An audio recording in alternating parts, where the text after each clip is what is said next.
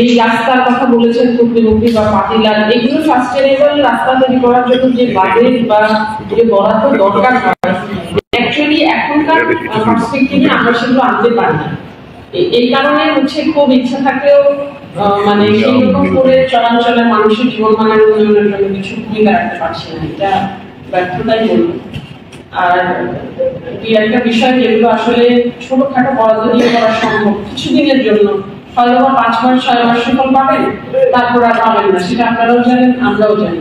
তবুও আমরা চেষ্টা করি যে এই ছোটখাটো দিয়ে একটা যদি সেতু দিয়ে থাকে যে বাঁশের সেতু অথবা হচ্ছে ছোটখাটো রাস্তায় একটু মেরামত করে দেওয়া, সেগুলো আমরা চেষ্টা করি সরকারি বরাদ্দ থেকে যেটুকু সম্ভব। আর চরাঞ্চলের জন্য এই পোস্ট ফাউন্ডেশন ছাড়াও আমরা এইগুলো এক কাজ করি, যে কারণে কিছুটা সুবিধা হয় আমাদের মানুষের কাছে পৌঁছে যাওয়ার জন্য। আমরা খুব অল্প সময়ের মধ্যে পরপর 2টা ডিপ্রেশন পেয়েছিলাম, শক্তি দেওয়ার পরে এখন যে এবার যে ডিপ্রেশন সেখানেও মানুষের অনেক কিছু হয়েছে। এই জায়গাগুলোতে আপনারা সুন্দরভাবে একেবারে প্রান্তিক পর্যায়ে মানুষের কাছে পৌঁছান, এটা এক ধরনের সাফল্য সরকারের পাশাপাশি এনজিওদের এক ধরনের সাফল্য। আর আপনারা যারা বেনিফিটলি এই কাজগুলো করেন তাদের জন্য শুভকামনা থাকবো। আর যারা উপকারভোগীর আগে আমি অভিজ্ঞতা সবাই দেখছি তারা এসেছেন, তাদের মাধ্যমে নিশ্চয়ই এগুলো বাস্তবায়নে তারা এক ধরনের ভূমিকা রেখেছেন। ঠিক আছে, আপনার একটা বিষয় আপনারা আমার নলেজ দিয়েছেন, আমি চেষ্টা করবো যেহেতু একটা সুযোগ আছে উপদেষ্টা স্যারের কাছে চাইলে পাওয়া যায়।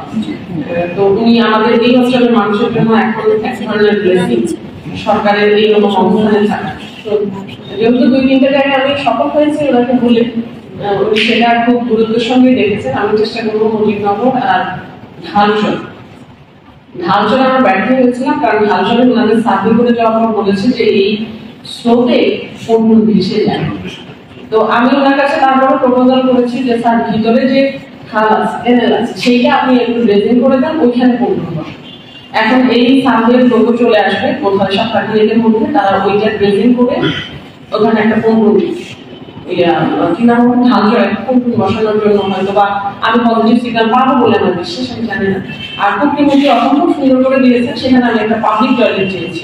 মুখ্যমন্ত্রীর এখন যে অ্যাপ্রোচ রোডটা হয়েছে, আপনারা যদি একটু রিসেন্টলি না গিয়ে থাকেন তাহলে দেখবেন মুখ্যমন্ত্রী থেকে অ্যাপ্রোচ রোডটা খুব সুন্দর হয়েছে।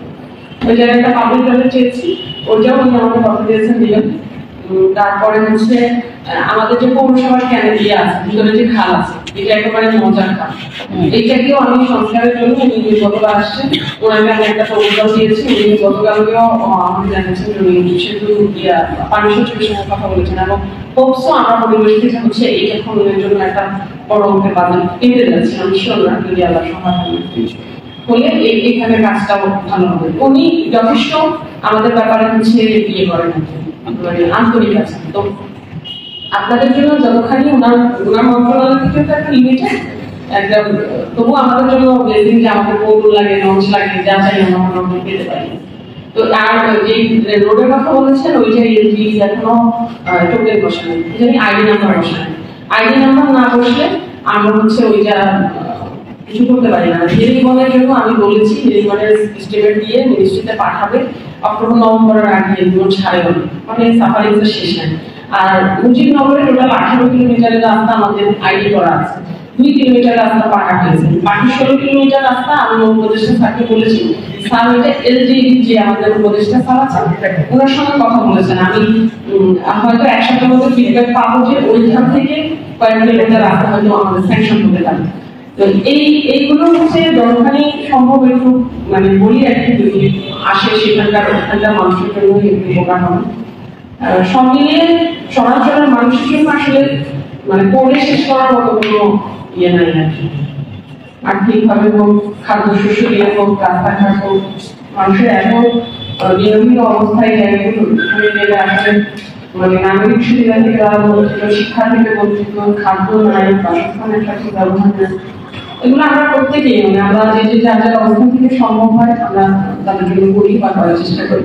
সব মিলে প্রশ্নকে অসংখ্য ধন্যবাদ, তারা তাদের এই প্রজেক্ট সুন্দরভাবে বাস্তবায়ন করেছেন। আর আপনাদের উপস্থিত যারা আমাদের মাঝে আসছেন তাদের মূল্যবান বক্তব্য শুনলাম, অভিজ্ঞতা শুনলাম, তাদের সাথে শুনলাম, সকলের সাথে